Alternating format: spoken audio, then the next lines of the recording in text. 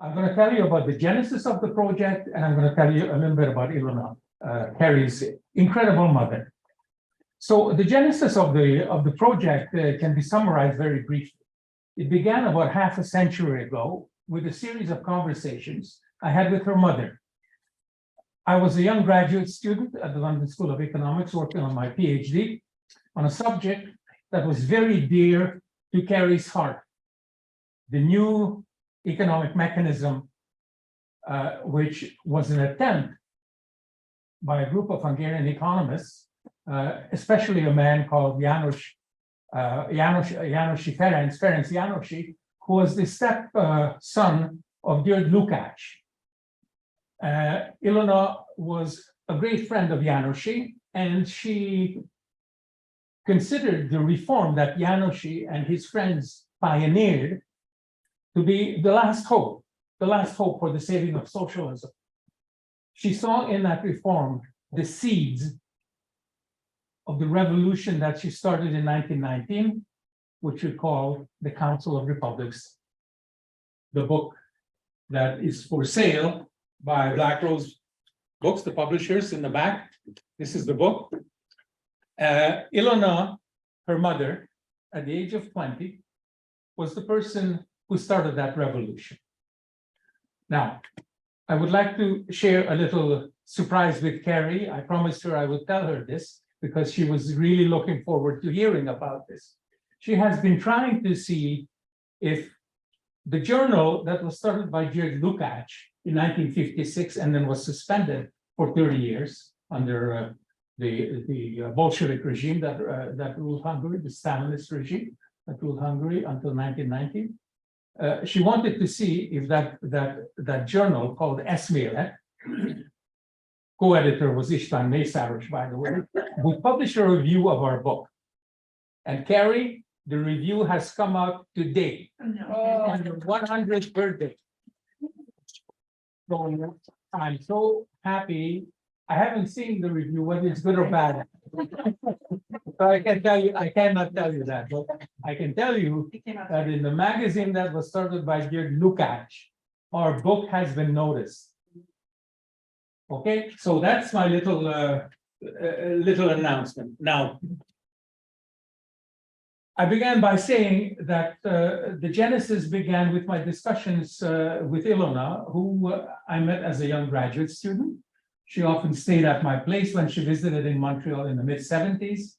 We had incredible drawn-out discussions about her role in 1919, about her role in fighting in a clandestine fashion against the imperialism of the Soviet Empire on the periphery in Hungary. And those discussions and the genesis, which began for the Ilona project, ended with this photograph. This is a photograph that I took of Kari in her apartment in 2017, just before she asked me to do the book on her mother. Kari and I have known each other for close to half a century, but we lost track of each other. I went what I would call behind enemy lines for 20 years to neoliberal Hungary from 1990 until 2020. I more or less disappeared off the map. I only published in Hungarian, not in scholarly articles, and basically tried to penetrate the secret of the capitalist hoax that once again destroyed the ability of working people in Hungary to distinguish illusion from reality. I came back to Canada in 2010 because I had to leave Hungary. I happened to also be a good friend of Viktor Orbán. I have the distinction of bringing him in 1994 to this institution to give a talk to my students. We were close friends until I discovered that he was a crook. And I started writing about that. And he didn't appreciate that. And I knew that by 2010, when he came into power, I'd better leave his stage, or else I'm going to be stuck. So I came back and Kari and I renewed our relationship. I bumped into her on a bus. We hugged and we said we have to start seeing each other again. And we started a little salon, we called it a two-person salon. She came to my place one week, I went to her place the other week. I took a bottle of wine, she took a bottle of wine, and occasionally we lit up a cigarette, and we agreed to one rule. The one thing we'll not talk about is gossip. We're going to stick to talking serious subject matter, economics, politics, the things I didn't know about that I wanted to find out from her, and the things that she didn't know about that she wanted to find out from me. And in the course of those conversations, I told her more and more things about her mother, who she was very curious about. And at that point, after weeks of these discussions, she lit up a cigarette and she said, "Would you please do a book on my mother?" And I gulped because that was the last thing on my mind. I had absolutely no desire to write a book on somebody else at that point in my life, 6 years ago. But she convinced me. And so we went almost hand in hand to the archives. She translated some materials for me from German, and the project began. I almost completed it by 2019, but then another friend, I stumbled into another good friend, Dimitri Rosopoulos, who happens to be sitting there, and he said, "Why don't you stop working on that book and do that book for me instead?" And I suspended the Ilona book, and we published the Forgotten Revolution in 2022. And now, this year, I returned back to the original project, which I hope will be out in near the end of this year. So that's the genesis, okay? That's how this book came about. Sorry, this project, the Kari's Ilona project, what I call KIP, not KPI, but KIP came about. Now, please remind me how much time I have left, because I have a horrible tendency to run over. Can't hear you. Sorry? Can you hear me? Can't hear you. Can't hear me. All right. Okay, I'll speak louder. So now, what I would like to say about Ilona, subject matter of this book, is that she was probably the most incredible person that I met in my entire life. She was about this high. She was like the proverbial granny. I remember the first time she visited, my firstborn was maybe a year old, and she showed up at my front door with a raggedy, torn little bear. And she was such a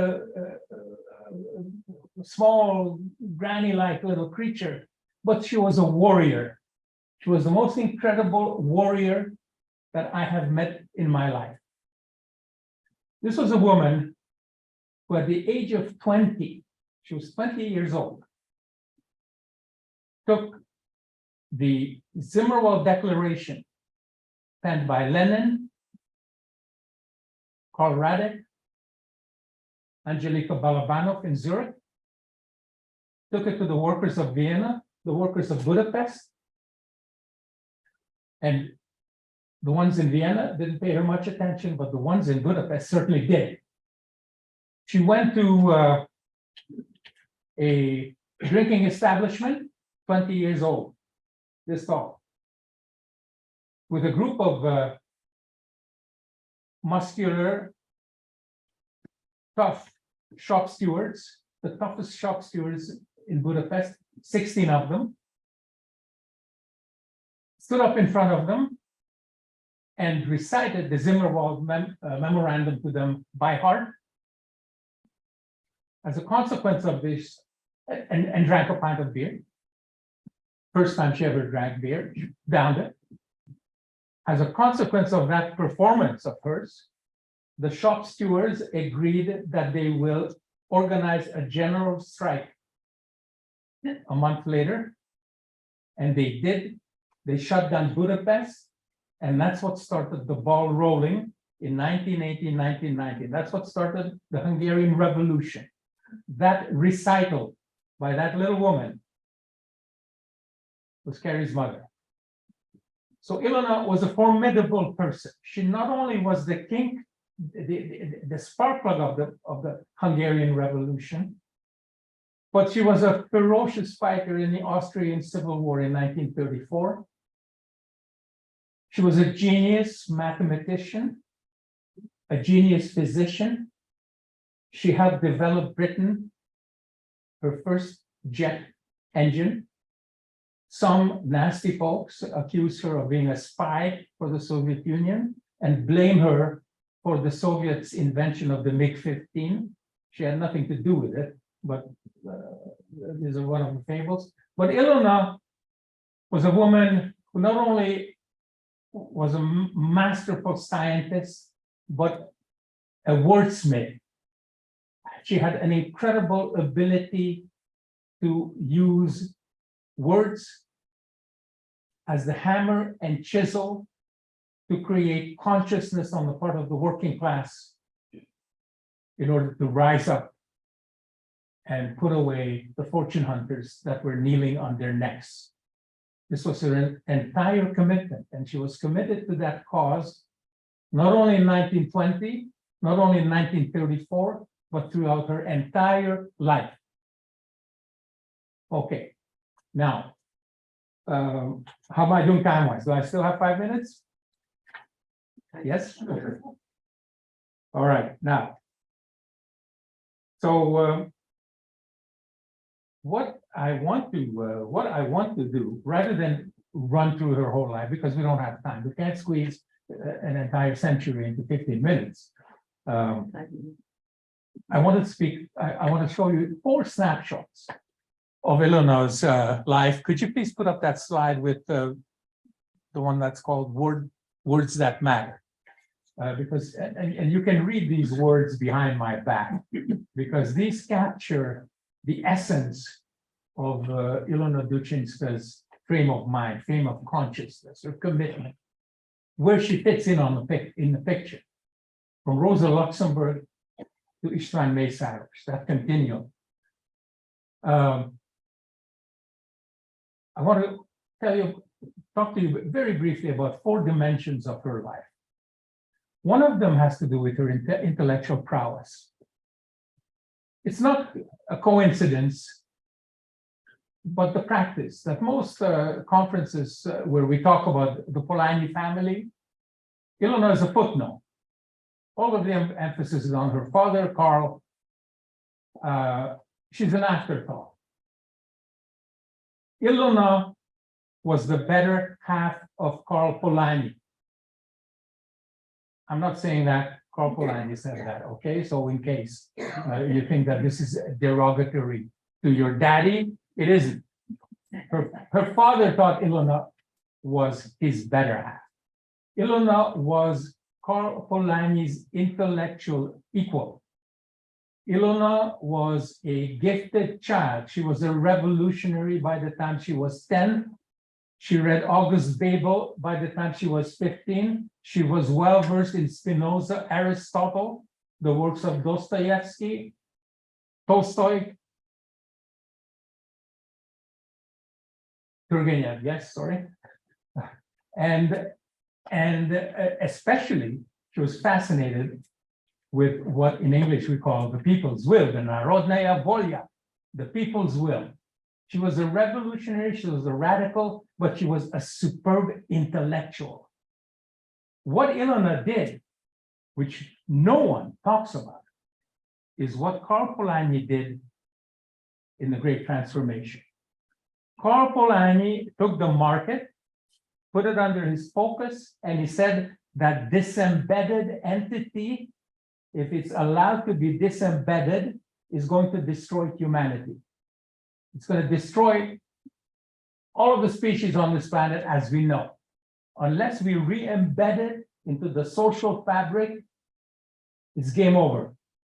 Ilona did the same thing. She used the same methodology. And remember, she worked with Karl Polanyi in writing The Great Transformation. They sweated over every comma, period, letter, word, sentence. She was totally versed in the methodology and the intellectual substance of The Great Transformation, everything that Karl Polanyi wrote. even though she was a mathematician, a physicist, an engineer, a poet, whatever. She was involved. She did the same thing with respect to the Austrian Civil War and in her book, Workers in Arms.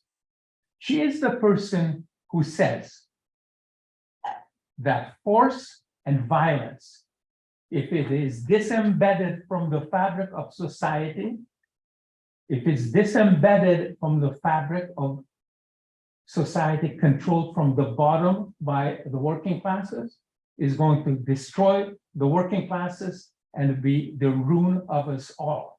And that is what her book, The Workers in Arms, is all about. It's not about a general called Theodor Kerner. It's a theory of the state.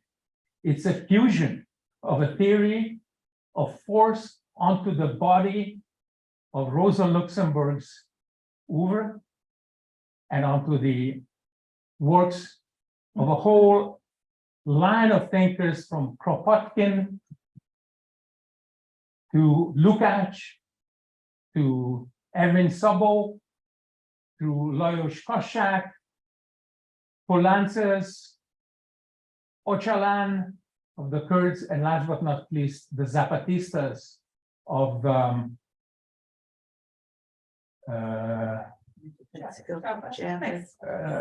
no, the name. Subcommandant Marcos. Okay. Memory problems. Okay, so she is on a continuum.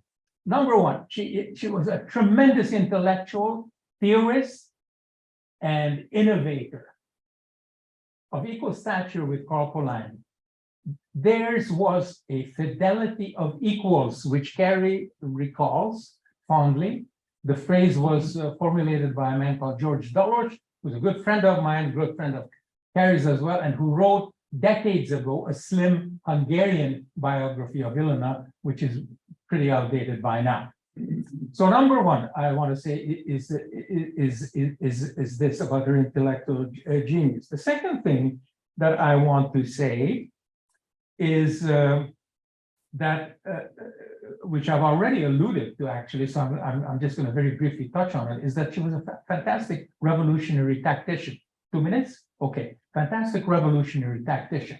And I mentioned to you this meeting with the shop stewards and her entire role in the Hungarian Revolution. She was a clandestine person. She was deeply conspiratorial. She had 4, 5, 6, I don't know how many identities. One of her best known biographers, I'm not going to mention him by name right now, who knew her for 20 years, worked on one of the books that they did together, has confided just relatively recently that for the entire 20 years that he knew her and wrote about her, not once in that entire 20 years, 200 letters, conversations, etc., did Ilona ever once reveal her political identity to him. He had no idea that she was a revolutionary, what role she played in Budapest, in Vienna. She kept that political identity from him hidden. Last point, and then I'm going to finish. It's going to take me 1 minute. One thing that also is unknown about Ilona is her incredible role as the leader of the resistance on the periphery of the Soviet Empire during its latter years in the 1970s.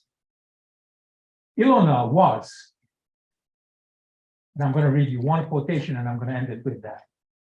This is a quotation from Bill Lomax, who did probably the best work on the workers' councils of 1956. This is how Bill Lomax summed up Ilona's role in the anti-Soviet resistance in Hungary in the 1970s. And this is how I knew Ilona myself, because she confided in me. She didn't confide in the other biographer, but she told me what she was up to. So I had it firsthand. This is Bill Lomax. Less widely known is that Ilona Duchinska, a lifelong socialist revolutionary, served as a moving inspiration and acted in many ways as a founding member of the Hungarian Democratic Opposition, Ilona. This is something that I'm going to pay some attention to in this book, because she needs to be acknowledged that she was not a fellow traveler of Soviet imperialism, but was a dedicated opponent of it. And she was a clandestine figure. She worked underground. Then, as in her entire life, underground, behind enemy lines, and she has to be acknowledged for her resistance to the imperialism that dominated Central and Eastern Europe for such a long period of time, and which unfortunately now is once again in the process of being resuscitated. Thank you very much.